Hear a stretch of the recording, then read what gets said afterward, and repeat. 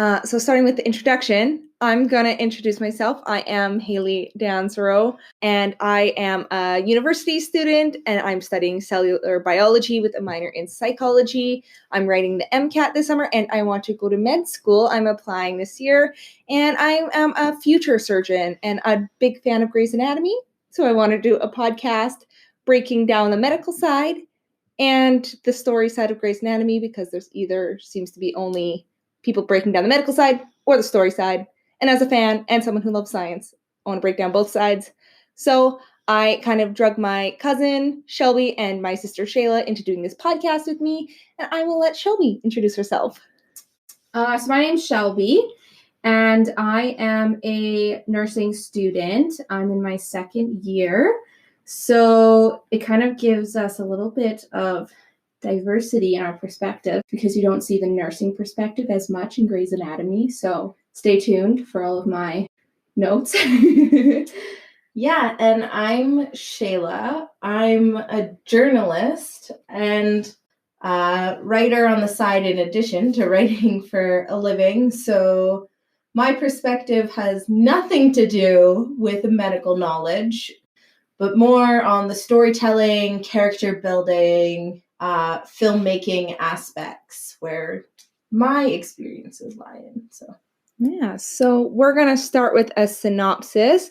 This is a spoilers podcast, so we can bring up and will bring up things from future episodes. So if you are just watching it for the first time, things are going to get spoiled for you, most likely. So starting with season 1, episode 1, and this is where the interns are starting their first day at Seattle Grace Hospital.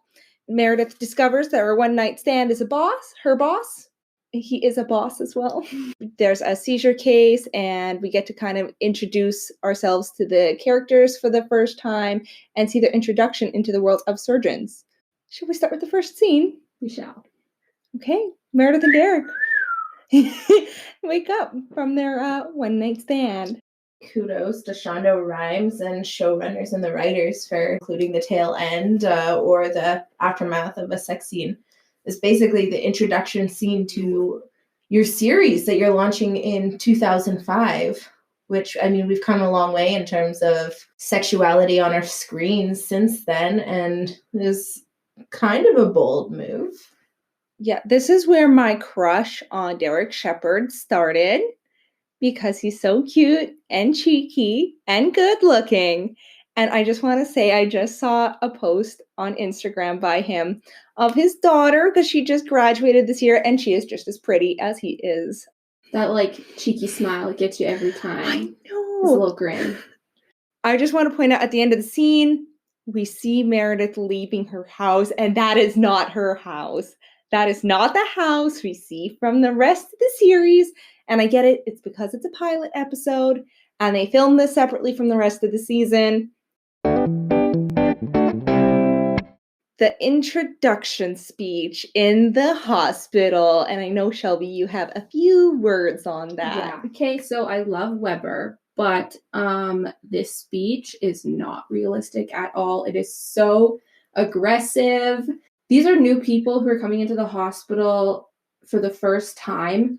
You're not going to make up this big, elaborate speech to scare them. Trust me, they are already scared. I know I'm not a surgeon, but your first day in the hospital, whatever profession you're doing, is super nerve-wracking. So having someone like your boss telling you that you're going to be fighting against all the other people, and not realistic. They're not going to do that to you. That's harsh. So there is one experience where it kind of is like that at the University of Alberta. In your first engineering class, when they're sitting you down and introducing you, they actually do a similar speech. They said, look to your right, look to your left. Only one of you will be making it past your first year. That's a little bit intimidating.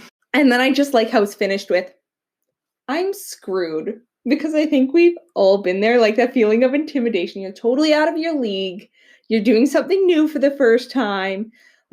It's like you were being smart in high school, and then as soon as you go into university or anything where it's a high competition field, and suddenly everybody's smart and everybody's good, and you're just like, what do I do? Yeah, it's like your whole life was a lie. You're like, this whole time I thought I was like a really smart, hardworking person.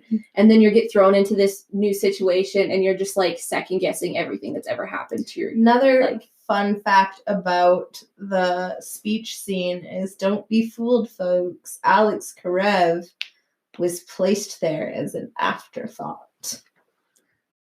302. You could get like the outside view of the hospital. And I don't know if you guys like paid attention to it at the time, but it looked really small. Like when you compare it to the hospital, like University of Alberta Hospital, like where it's several buildings and huge, like the Seattle Grace Hospital looks small, like especially for a teaching and research hospital. I don't know. That's just something I kind of noticed. It's just one building, and so many hospitals nowadays have like multiple buildings to them. I definitely get what you're saying. We get to the part where all the interns meet in the change room, and there's going to be a lot to talk about here, and I don't want to interrupt anybody, so I'm going to let you guys talk about it first, because I have so many opinions on this scene. Really, I mean, this is great because we get to see an introduction to everybody. We get to see George O'Malley be a little pathetic off the base, but like also super endearing, which we'll see throughout the episode with like little side-by-side comments that he tries to make to impress Meredith or like impress other people with like his non-knowledge about Meredith. Also, I noticed that like, I mean, I love her and I hate docking her, but like Christina is a little anti-feminist in this locker room scene when she discredits Izzy for being a model and a surgeon. She's like, that doesn't help with the whole respect factor for female surgeons. And I mean, that's a mindset, I guess, back 2005, right? Where now a lot more people are open-minded to the idea that you can be gorgeous and have a successful like modeling career, but also be super smart. Yeah. Overall, this scene was just so good at showing the viewers like the introduction to each of the characters. Even though it's a really short scene, they're not in the locker room for that long. The small amount of time that each character speaks, you get a really, really good feel of what they're going to be like and like the personalities of each individual character. Also, directly preceding this, the conversation of them trying to figure out that Bailey is the Nazi is pure gold. Almost as good as Bailey's mushroom cut in this episode. I'm so offended you called George O'Malley pathetic, because I wrote in my notes that George O'Malley is me when I first meet people. Well, it makes sense. I just get so awkward and I'm like, I want them to like me, but I don't want to sound braggy, and I just want to be everybody's friend. I want to impress them, but at the same time, also a little bit of Christina Yang, so I'm trying to... But it's like so realistic, because if you think about it, these people have been in school focusing on nothing but getting good grades for their whole lives, and now they're trying to socialize, but you can see how awkward and what little social skills they really have, which I really like as well about this scene. Yeah, I definitely find, like, especially in the first episode, George O'Malley as one of the most realistic characters, because I'm like, I can see you meeting a George O'Malley, except for the whole Marion Callie thing, but one of the most emotionally well-rounded characters, because as much as I love the other characters, Meredith, Alex, and Christina are like woefully emotionally stunted. Just the way they like self-sabotage. And I did notice a discontinuity error. George puts the stethoscope on his neck, and then they do a cutscene where they zoom out, and the stethoscope's in his hand, and then he puts the stethoscope back on his neck as they're leaving. Yeah, he puts it on twice. Yeah, I yelled when I saw it. I was so proud of myself for spotting that when we were watching. Yeah. Also, fun fact about the whole stethoscope around the neck thing, that is actually frowned upon in the hospitals. You wouldn't know it, because everybody in like pictures and movies always looks so much cooler when the stethoscope is around your neck. But they tell you in nursing, don't do that. Because normally you're supposed to keep it in your pocket so that it's not near your face, it's not getting in your hair. So after you see a patient, you like clean your stethoscope, put it in your pocket, and then when you go to see your next patient, you don't have to wash it again because it stays sterile safely in your pocket. Okay, so then we get to Dr. Bailey doing their first introduction, and I just want to start by saying Dr. Bailey is a badass bitch. I love Dr. Bailey. She takes no shit. The problem I take with this is first her bowl cut, like Shaela said. Or like a mushroom cut. Yeah, I guess.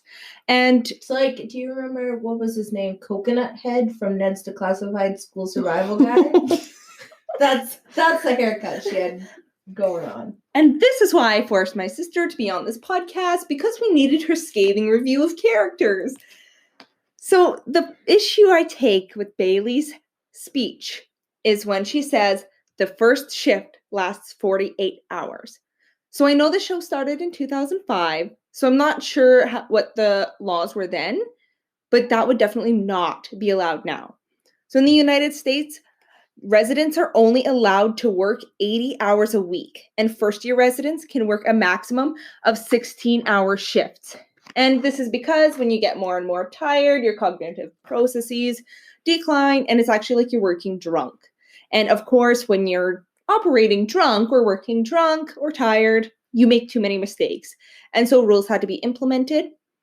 So according to residentdoctors.ca, 5 to 36% of all resident errors were caused by fatigue, and surgical residents who have been awake all night made 20% more errors after completing a laparoscopic surgical task than those who had a full night of sleep. Spoiler alert, in future seasons, they cover this.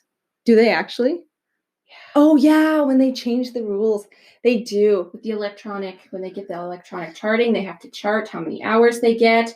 And if you go over, they send you home, and someone sneaks in there and makes it seem like he hasn't been working as much as he has, so he can stay, and he gets in trouble. Yeah, except that other than that one episode, they never really mention it again. Yeah, they don't. And they don't actually follow the rules. Yeah, they don't. Love that about Grey's Anatomy. Nobody actually follows any rules and medical protocol. Basically. But it's still a great show. Still love it. To carry on with what Hayleigh was saying, the other thing that I did not like about Bailey's speech was when she kept telling them, only get me when they are dying. That is really not good. As residents, you want your resident to come to you whenever they have any questions about anything, because you do not want them making mistakes. So you want to be strict, obviously, with them, but you want them to feel like they can come ask you questions, because you would rather have someone come ask you a question than them royally screw up and harm a patient. Then the patient comes from the helicopter. We know that this is Katie Bryce, played by Skylar Shea. And this is her first of 3 appearances. And we will see her again when she returns as a patient of Amelia's and when she stands up for Meredith at her trial. She's having a seizure. She gets taken in from the helipad. I don't know why surgeons are taking her in. Makes me mad every time. Yeah. What is the American equivalent to STARS? Does anybody know? I know in Alberta we have STARS, which is our helicopter ambulance. So if anybody listens and anybody cares who's not from Alberta, please tell us, because I'm kind of curious about that myself. So when they're treating her, they give her 10 milligrams diazepam IM. So this is a medication used to treat seizures. It is IM is intramuscular dosage, and it's just a fancy word for injection, I believe. Yeah, IM is just like a muscular injection, so it's a shorter needle. So it is used for sedation and to help with muscle seizing. So as a cell biologist, I have to talk about neurotransmitters and how it works with cells. I don't want to go too into detail because I highly doubt many people are as interested in this as I am. So all this does is it increases the activity of GABA in the brain, and GABA is a neurotransmitter. So it's a chemical that goes from nerve cell to nerve cell, and it acts as an inhibitor, and it prevents action potentials in nerve cells. So it pretty much stops the nerve signal telling the muscles to seize. This is a question for Shelby. You hear Bailey say, whitey righty, smoke over fire. Have you ever heard anything like this? I haven't heard that one before, but there's definitely a lot of mnemonics out there for different things. What's your favorite mnemonic that you've used in the hospital? Oh God. I don't even know. There's mnemonics for literally everything. There's so many things that you have to remember. Okay, what's a mnemonic for bad feet? For what? I don't know. I'm throwing one out there. Like bad feet. Bad feet. This patient is smelly. What's a mnemonic for that? There's no mnemonic for that. There's no steps to that. That's just, I don't. Your nerve vital signs. There's mnemonics for the tests that you do for each of your cranial nerves. Dr. Burke comes into the room because in the first season of Grey's Anatomy, the only two attending doctors in this hospital are Burke and Derek because surgeons do everything in Grey's Anatomy. So that's something I brought up. Why is Dr. Burke, a cardiothoracic surgeon, the initial attending physician for a seizure case?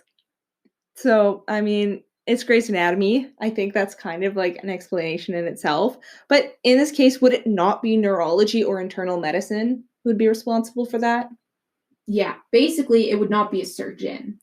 So I'll leave that like that. So, yeah, and then he orders a shotgun. And as Dr. Mike in his YouTube video pointed out, this is really excessive.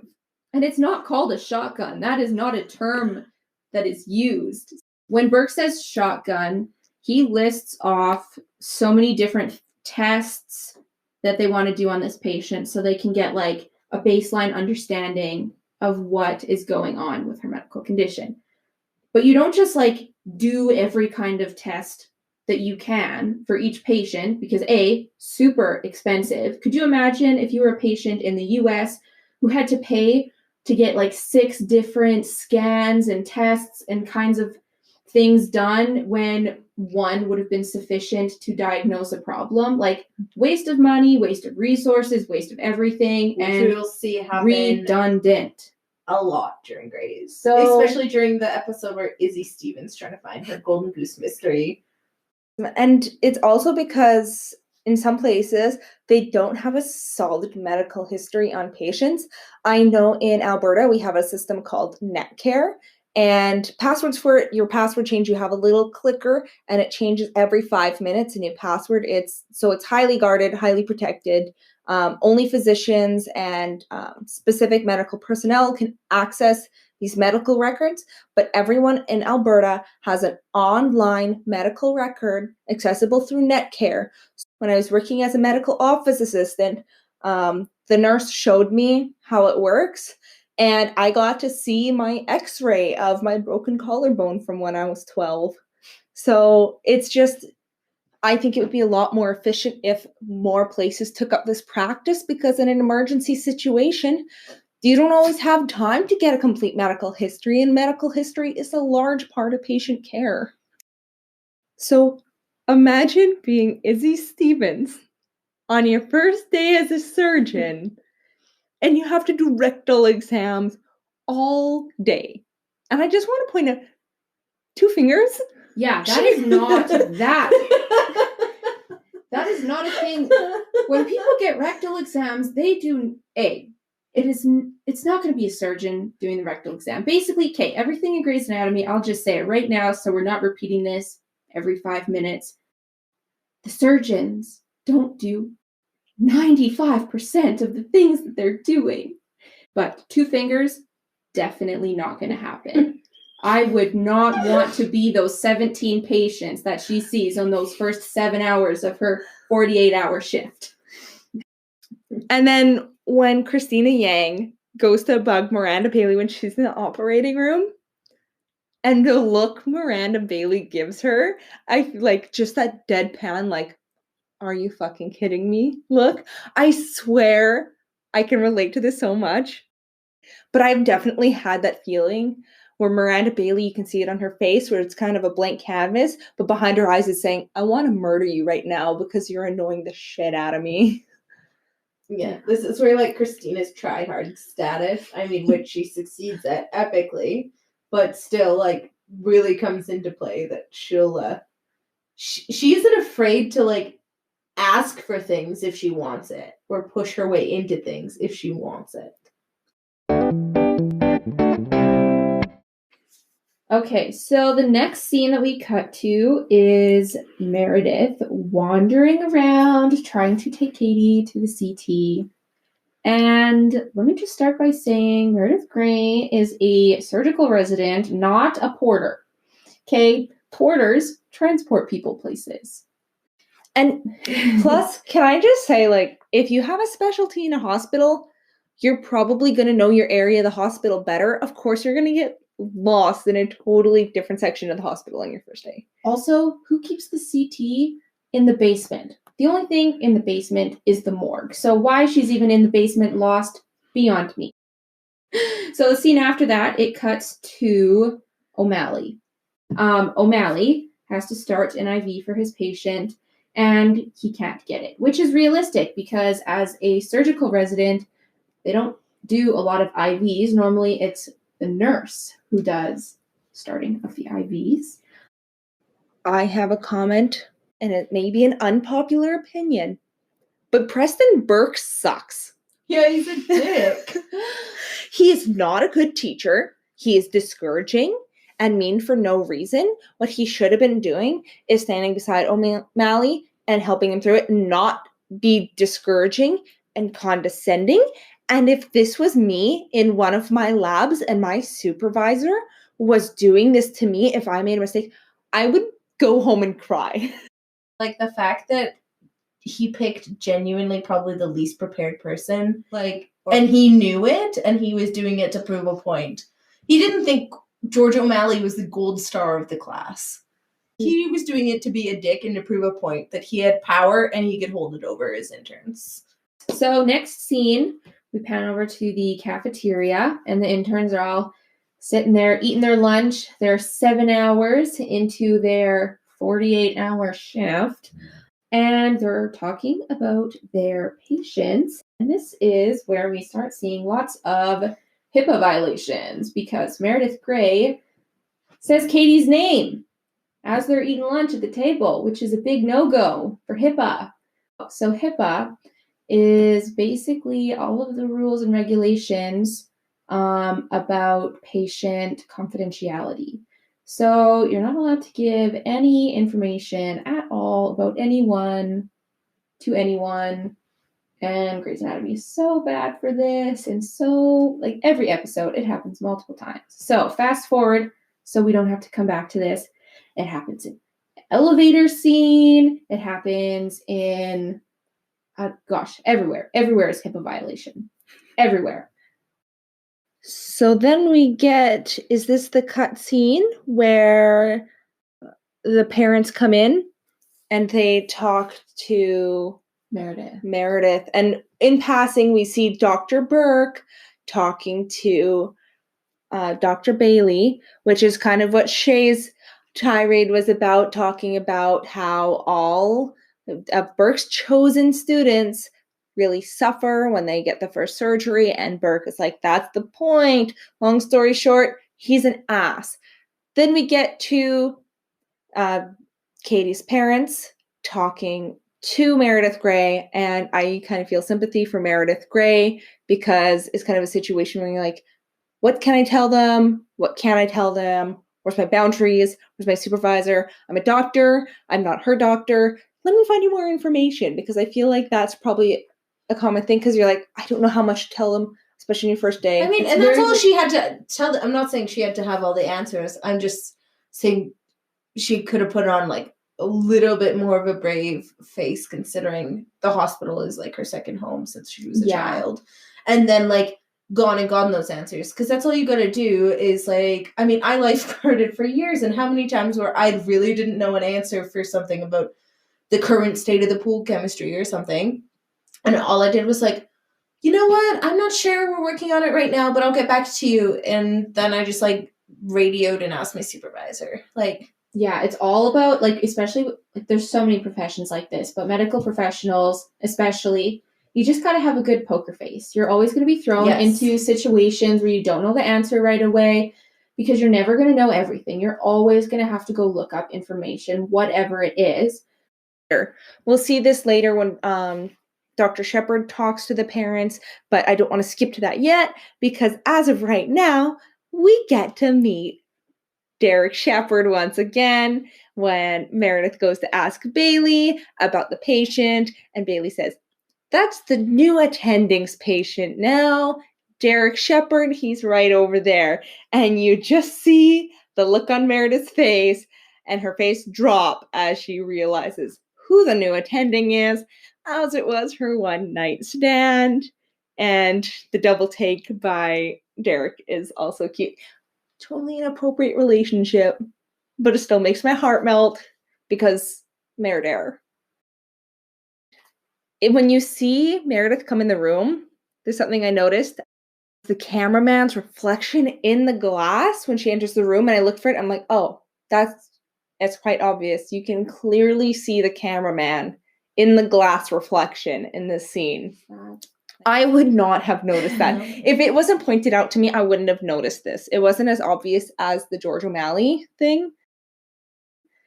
And so from a professional standpoint with the Meredith and Derek interaction, I think Meredith handled this very well. I think she set clear boundaries. I think she was very professional. But Derek's just so damn charming. This is the scene where I had a really hard time convincing my boyfriend Kenny to watch Grey's Anatomy with me because he was determined to hate it. But he too was charmed by the magic of Derek Shepard, and he ended up loving it. I have one note about this scene, and it's literally in all caps, that smirk. Because Derek has that smirk, but he's like so goddamn charming and attractive while he does it, and it's like, it's no wonder. Like, he could just say one line, hook, line, and sinker. Meredith has a lot of willpower to say, nope, we're gonna back away from this right now. Bringing it back to my nursing perspective, so inappropriate. It's Meredith. I do agree with Hayleigh. She set really good boundaries, but if that situation were to happen where you had a one-night stand, you knew someone before, and you realized that you worked in the same hospital, and one person was of like a higher status than another, at work in that moment would not be the time to discuss your personal relationship. It would not be appropriate for Derek to just grab Meredith and pull her into the stairwell and like talk about how he saw her naked that morning.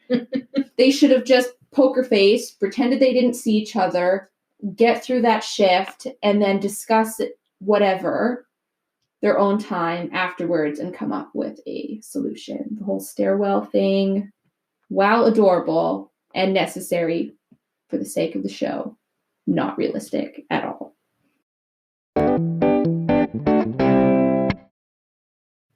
The surgery. Is this the one that George O'Malley? Yeah. Okay. Ooh, okay. I want to go first, and my note is about Burke. Okay. It's about his scrub cap. I swear to God, we do not see the pink and purple flowers scrub cap. Like, I do not remember that one for a lot of the series. That's something I never even noticed. It's also, like, definitely not one of his, like, Burke is known to have his lucky scrub caps.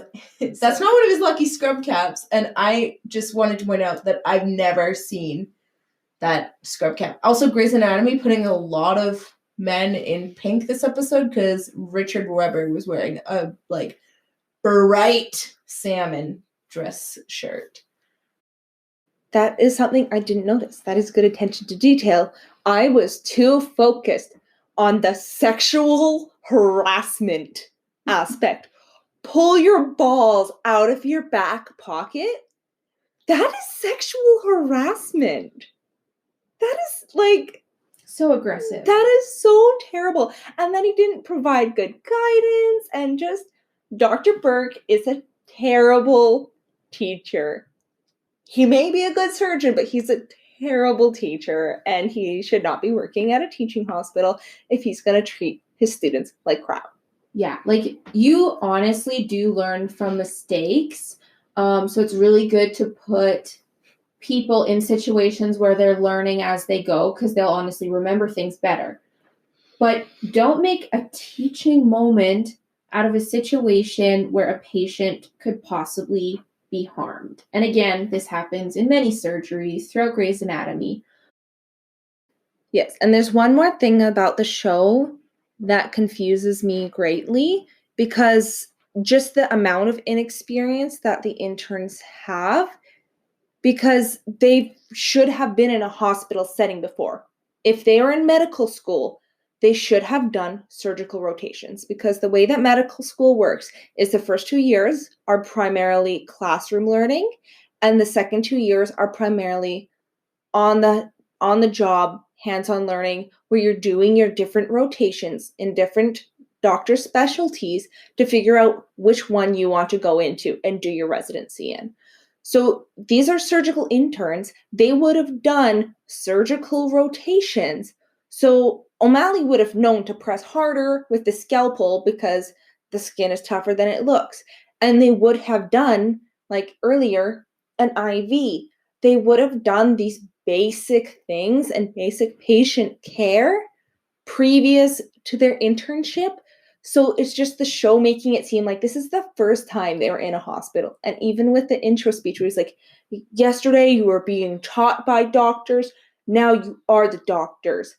And I'm like, that's true for a certain point, but it's more like when you look at Chicago Med, if you've ever seen that, and they have that medical student who works on the ground with them, and they can't do certain procedures, they can't make certain calls, but getting that hands-on experience. And that's what it's like. And it's like they never had that hands-on experience in med school. So I think that's just kind of an aspect of medical school that the show missed.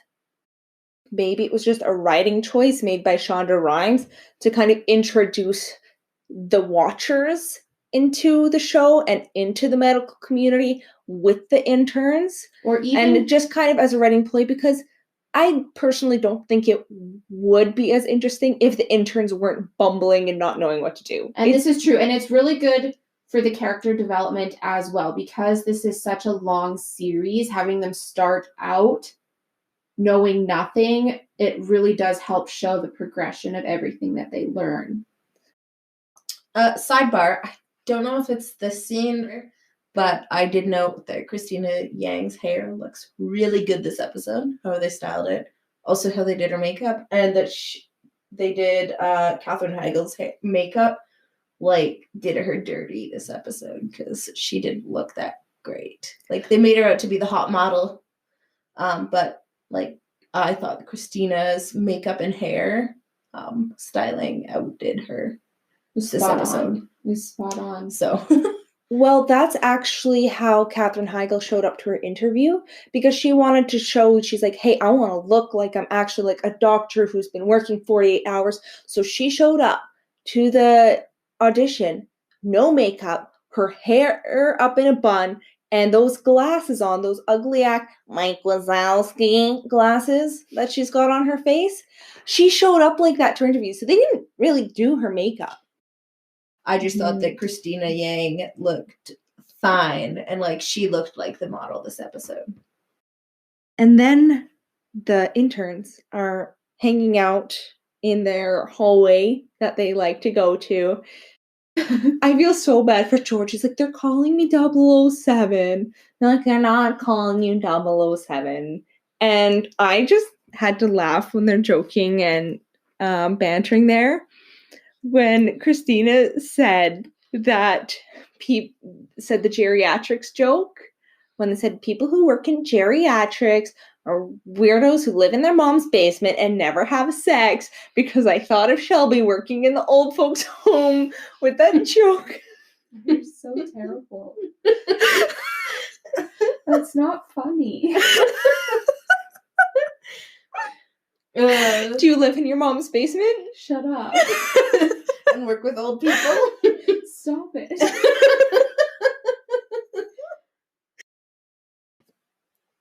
So this is the first time we see Alex Karev in the season. And I forgot what Besides an the dressing asshole. room scene. Was he in the dressing room scene? Briefly. Briefly. Yeah, because they had, like, as you mentioned earlier, they had to reshoot certain scenes and write him in after. Yeah, this is like, I think, the first time we see him with lines and with the other characters, like in one scene interacting. Yeah. So I forgot what an asshole he is and arrogant. And some people may think his character's a little bit over the top. But I am going to say firsthand that that is not true. Because I did, before I started at my university here, I was at University of Victoria and I was in the biomedical engineering program. And 90% of the men in their first year engineering had the Alex Karev attitude because they thought they were so much better than everybody else, so much smarter because they decided to go into engineering. I'm not saying all engineers. I want to clarify this because so many of my friends I have now are friends from University of Victoria who are still in engineering, who are great people, phenomenal men and women.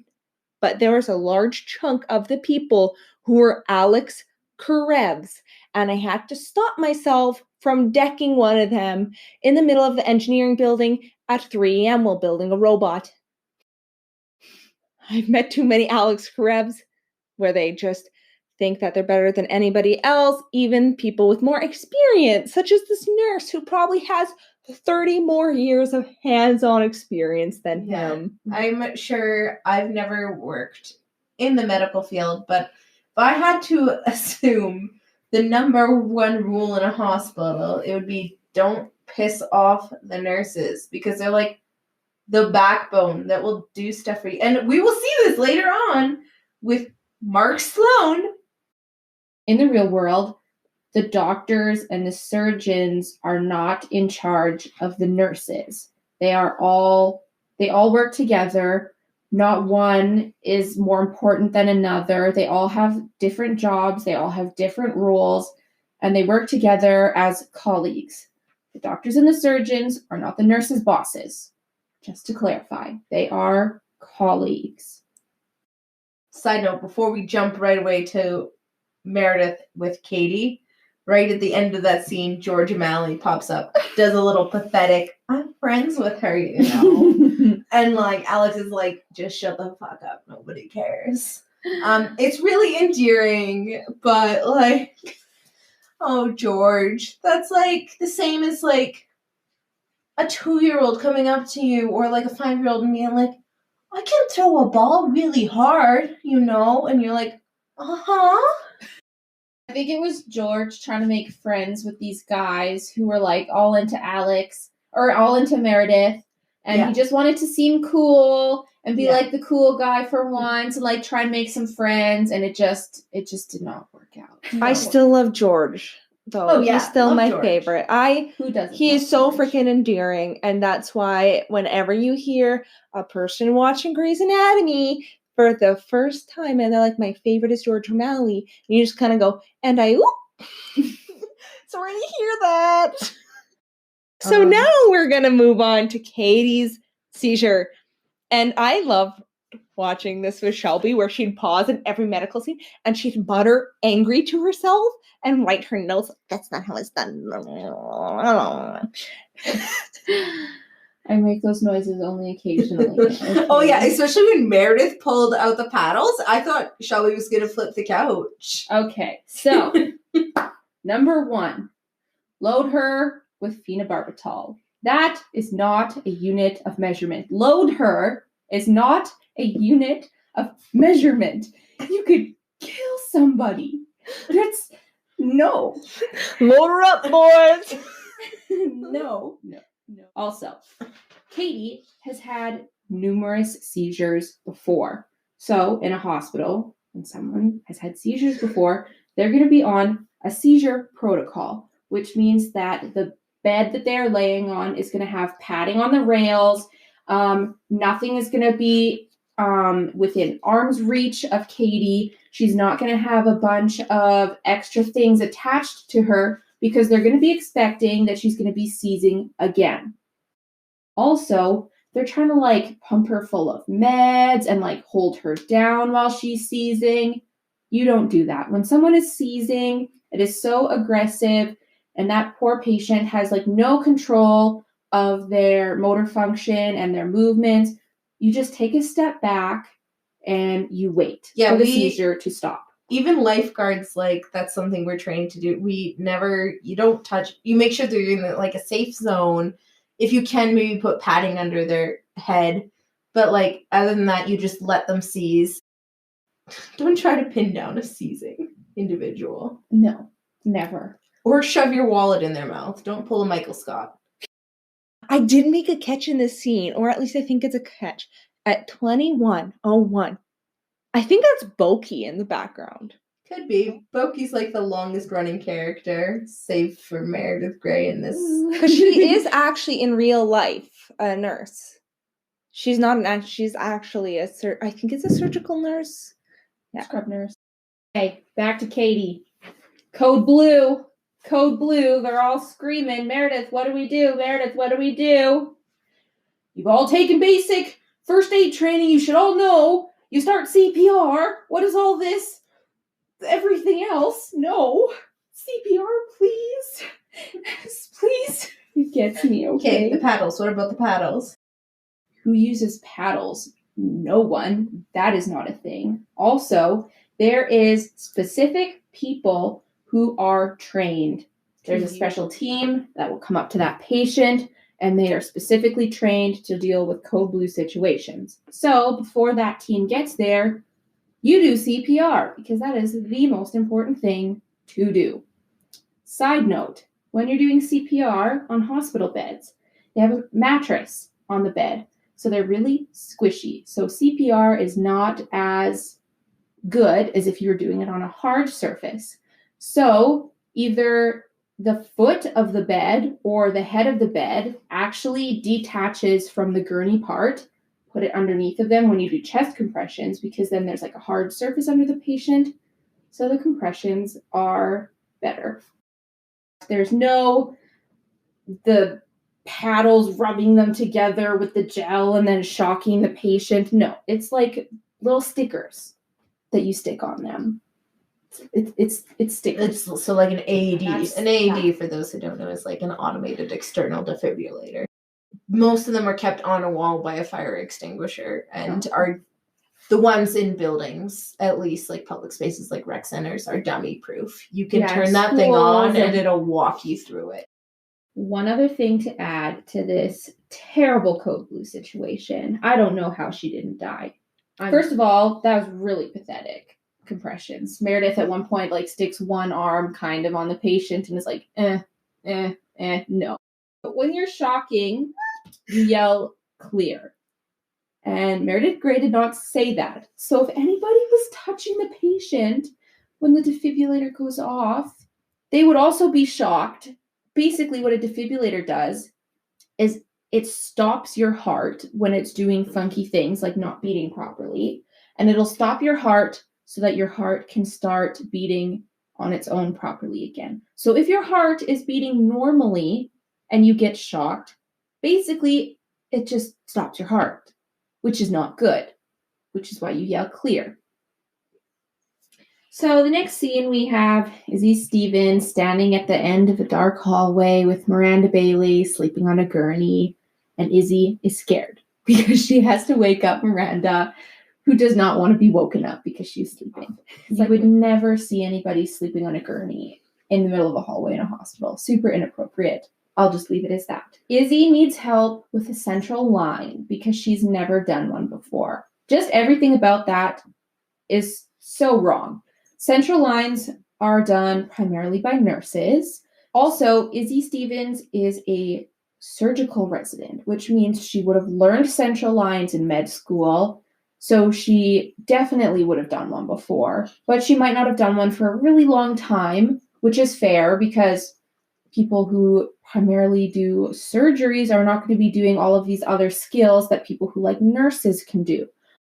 So she has to wake up Miranda Bailey, and I feel really sorry for her because I would not would not want to be her. No. I would not want to do that, but a lot in this series, I am not envious of Izzy Stevens. I think she gets the short straw for a lot of things. Okay, and then I believe it is Derek talking to Katie Bryce's parents. And he has to deliver the hard news that all medical professionals have to give at some point, saying, I don't know. And it's not something that anybody wants to hear. It's not something that you want to admit. I think Derek handled it very well. If people are scared and people are worried, they're going to be more aggressive with dealing with you than they would in a normal situation. And they're aggressive with Derek, but they are scared and they are worried for their daughter. And I think that Derek handles this very well by not taking it personally, by still talking to them very professionally as he should, and not letting it get to his head. And especially with dealing with family members of patients, honesty is the best policy. So they just want, in this case, their daughter to have the best care possible, but they don't understand all of the medical lingo and everything that's happening. So they're just super uptight and anxious, and then it comes out as aggression sometimes. So the best way to deal with family members is to just be honest and be calm and just do everything that you can to comfort them. And I do think that Derek does a really good job doing that. And really, there's nothing you can do in this situation other than saying, hey, I know, I hear you. You're scared. We'll do our best to figure out what's possible. We just don't have the answers right now. And that's just one of the bad parts of working in medicine and being in the medical community is you don't have all the answers all the time. It's the name of the game, man. O'Malley talks to Burke's patients before his surgery. And you hear the, I promise you'll be fine.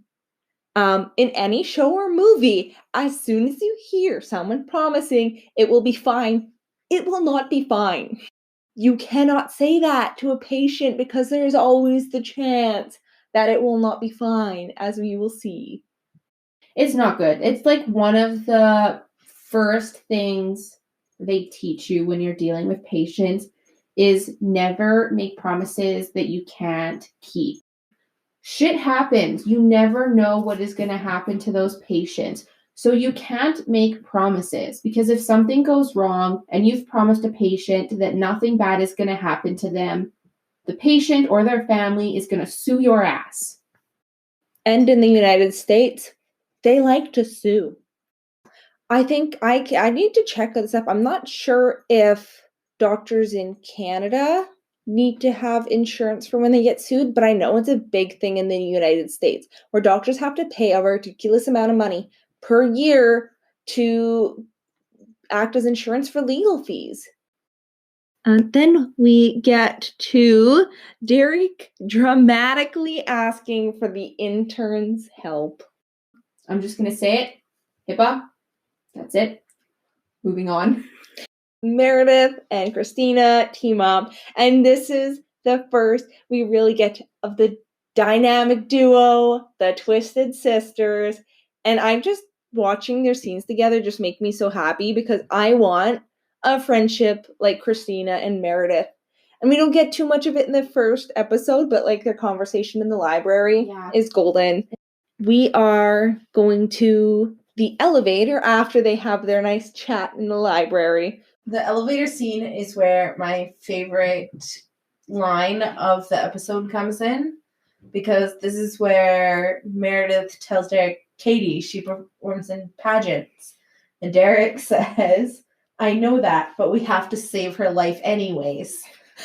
Clearly the best line of the entire episode. So funny. I mean, definitely inappropriate, but hilarious.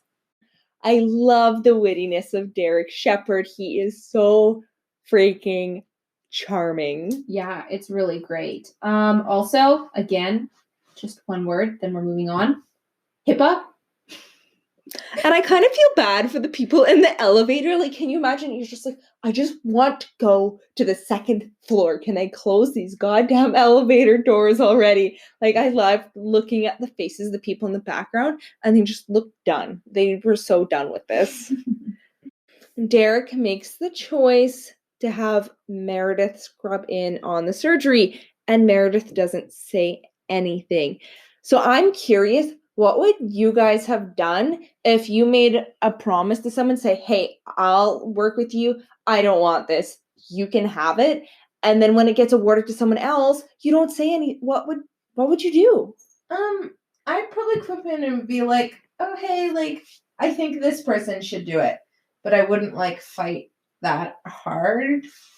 Yeah, I can't even blame Meredith for being quiet, because I feel like I would be very similar, like, as to what she did. Because she obviously was not expecting Derek to choose her, which I think is why originally she told Christina, don't worry, I'll help you get it, because she didn't want to have that whole awkward encounter with Derek again by, like, scrubbing into his surgery, and she didn't want people to judge her for it and think that she was trying to use him to get surgeries. So she was like, I don't want any part of this. But when Derek chose her, a part of her was still like, I really, really want to do this surgery. And I think in her head, she was probably thinking, I should probably say something, but then she didn't. And then Derek left. And, you know, then it was her surgery to scrub in on. Yeah, and just the look that Christina Yang gives her. I love Sandra Oh as an actress. She always does such a great job, especially when acting as characters with attitude. I mean, she's really freaking good in Killing Eve, too. So that's another one to keep your eye out for. And then the song Life is Short starts playing. And I have this on my phone, and I just really want to add that Grey's Anatomy always has such good music in the episode. I don't get why they don't have albums released with all the songs that they used in this season. And also a fun note, I don't know if everybody knows this, but every single episode title is the name of a song. We go to the part where O'Malley is waiting for Burke's surgery to finish. And I just want to say, I really like how this scene is done. And even though there's no talking, I really love the contrast of what's going on.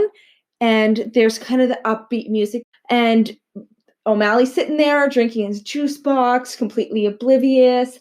And meanwhile, you can see in the back the chaos of the OR room, and you can see that things aren't going well. And I just love the contrast of the scene of, like, the kind of like the peaceful ignorance and then the chaos, like, right behind him. I think it was just really well done. A lot of the camera shots that they do use and they choose, like, the characters they choose to focus on, and, like, the way that they don't blur certain backgrounds. It's very well produced and put together, and the camera angles and thoughts are very well planned out. I feel so much for both George, and as much as I don't like Burke, I feel Burke's frustration in this scene when Burke finds out that George made a promise, and he's frustrated because it's not George's place. And I get that Burke's mad, but I don't like that he's like, no, you go tell the family now. This is on you, blah, blah, blah. You're a teacher, Burke. You should make him sit through it and teach him how to do it. But him just saying to O'Malley, no, you go tell the family, results in O'Malley not doing a good job of telling the family, because this is the first time he's had to do this. It's not great when O'Malley gave them the bad news in the very crowded waiting room. Normally, when you give bad news or even good news after a surgery, you go to a private place to talk to the family. You do not do it in the middle of the waiting room where there's people everywhere. Nobody likes to give families and patients bad news. It's not ideal. So the fact that Burke pawns it off to O'Malley, I think, is also kind of realistic in a way. I'm really sorry. If you hear the like little dinosaur screams, it's our two kittens wrestling with each other. That's it. That's all. Continue, Shelby. But it's actually kind of realistic the way that Burke kind of pawns off the tough job to O'Malley, because although I haven't personally had to do it yet, a lot of my nursing instructors have said, even though it's not the nurse's job to give patients bad news, a lot of the times the doctors don't like to do it. So they'll just walk into the room, drop a bomb, and then leave. And then the nurse is just standing there awkwardly with the patient, and the patient is like, well, I don't understand what that meant. Can you explain that to me? And then the nurse has to break down all of the things that the doctor said very nonchalantly before he ran away or she ran away, and then basically deliver the bad news to the patient. Even though it's not their job, it happens. And I think this is why medical schools, when I talk to someone on the board of admissions at U of A Medical School, they're starting to lean away from looking for the perfect grades, and they're starting to look a lot more at who people are as a whole and people's communication skills. Because I was told once you hit a certain GPA up, you're good. Once you hit a certain MCAT score and up, it's good. They no longer care. They don't care what your undergraduate degree is. I was told focus on extracurriculars, focus on volunteer hours, and focus on interviews and building yourself up as a person, because that's what they're looking for. They're placing a lot of weight in interviews that they weren't before. Meredith decides, okay, I've had enough of this conflict with Christina. I want to resolve this. I'm going to go talk to Derek. So she goes and she finds him in the patient room shaving Katie's head while she's unconscious. Because that wasn't the OR, was it? Nope, that was just, I don't even know. Yeah, she wasn't under, so was she just sleeping while he was shaving her head, or what? I think they made it seem like she was under, but they would definitely be doing the head shaving while the patient is still conscious. Because it just, like, someone can only stay sedated for so long, and they're not going to waste precious sedated time to shave someone's head. I think for just convenience sake of Derek and Meredith having this private conversation, they're like, hey, let's have Katie Bryce knocked out. But just, I know, why is a neurosurgeon shaving Katie's head? Anybody could have shaved Katie's head. They're not going to pay him however much he gets paid, which is a lot, to sit there and shave hair. Number 2, it doesn't matter if the patient is awake, unconscious, whatever. We always assume that the patient can hear what you are saying. So the fact that they're having this very personal conversation, just no. Just no. That's when we get to George and Meredith having their heart-to-heart, and I think this is one of the sweetest moments of the episode. Sweet, but also I can almost guarantee they did not shoot this scene together, and that they actually shot them as separate scenes and spliced them together. Because never once do you see the camera focusing on both Meredith and George in the same shot. It either bounces to Meredith, then bounces to George. And at the very, very end, you do see them sitting together on that bed, but it's a distance shot from way at the end of the hallway. It's a little fuzzy. That could have been anybody sitting next to Meredith there. They could have had a body double in.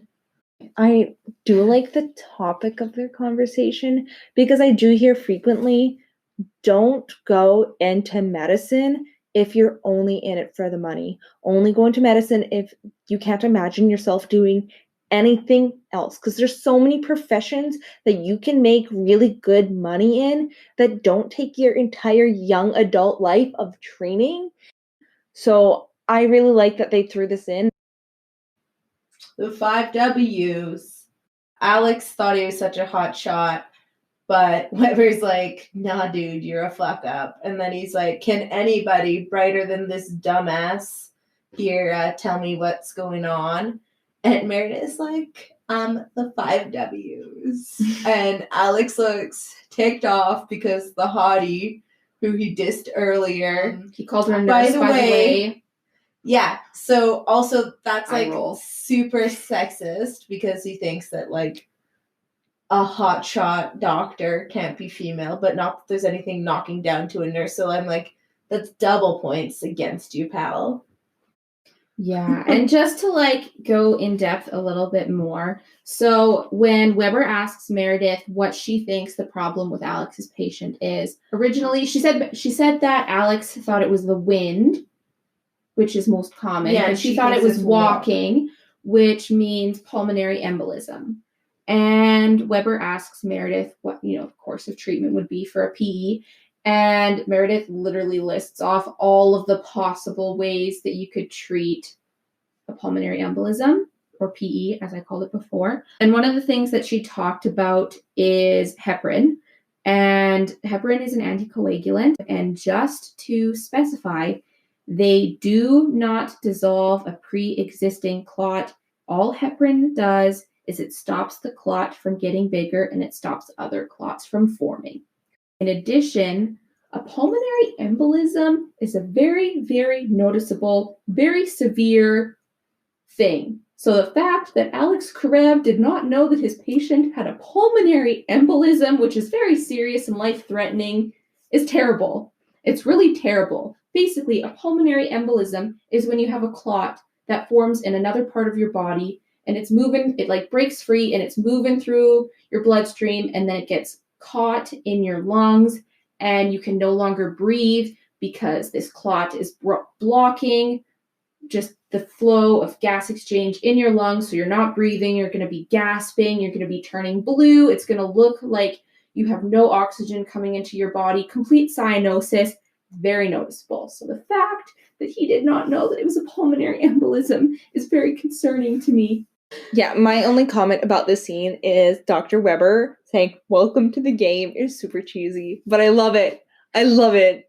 And then we get to the surgery of Katie Bryce, and the first time we hear Derek say his famous line, "It's a beautiful day to save lives," he doesn't say day. He says night.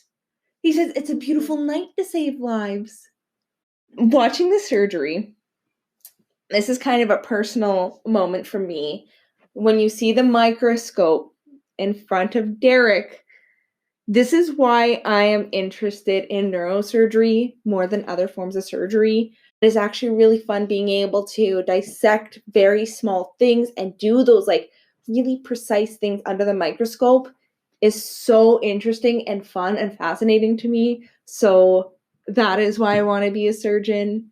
Just to clarify, I started watching Grey's Anatomy because I wanted to be a surgeon. I didn't want to become a surgeon because of watching Grey's Anatomy. Because truly, I don't think anybody would want to be a doctor after seeing what these doctors go through on this show. Also, side note, during that surgery, Derek does not have goggles on, and he should 100% have goggles on. Oh, yes. That's something that bothers me so much because even in a lab, when I'm dissecting and I don't have to be necessarily sterile, you need to protect your eyes. I've had a starfish explode on me and get on my glasses. Can you imagine if I had dead starfish in my eye because I didn't wear proper eye protection? That's how they are with bodily fluids. You don't want bodily fluid exchange at all. One common misconception, just throwing it out there, is that when a patient has some kind of blood transferable disease, that you would have different precautions for dealing with those patients than you would for patients that don't have a disease that can transport through the blood. But that is false. You treat all patients the same because you do not want any bodily fluids, no matter what patient it is, to go from them to you. Then we get to the end, and we finally get to find out who Meredith is narrating to. And it is her mother, the great Ellis Grey. My question is now, because of this, who is Meredith narrating to in the rest of this series? If in the first episode the narration was her talking to her mother, who's she talking to in the rest of the series? Alzheimer's is such a scary thing. When they forget who you are, they don't even recognize you. They don't recognize you as your child. And even if you didn't have the best relationship with your parents, I can't even imagine how terrible that would feel. And if anybody wants a song that kind of relates to this, Blank Stares by Jay Allen will just shatter you. It's about his mother with Alzheimer's. Yeah, it's really heartbreaking. Like right now I'm working at a senior's home, and it's just heartbreaking when you have a patient who has Alzheimer's, which is a form of dementia, by the way.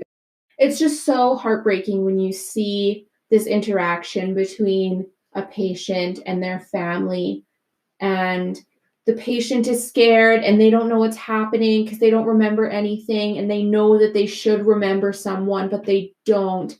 And then pair that with a family member who knows that their like their loved one won't remember them, but still hopes that they will. It's just so heartbreaking. It really is.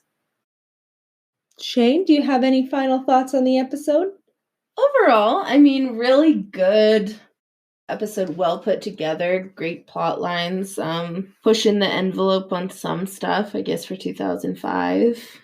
There's some TV show pilots that are very, very slow and just hard to slog through, and you kind of have to force yourself through the first like episode or two of a series.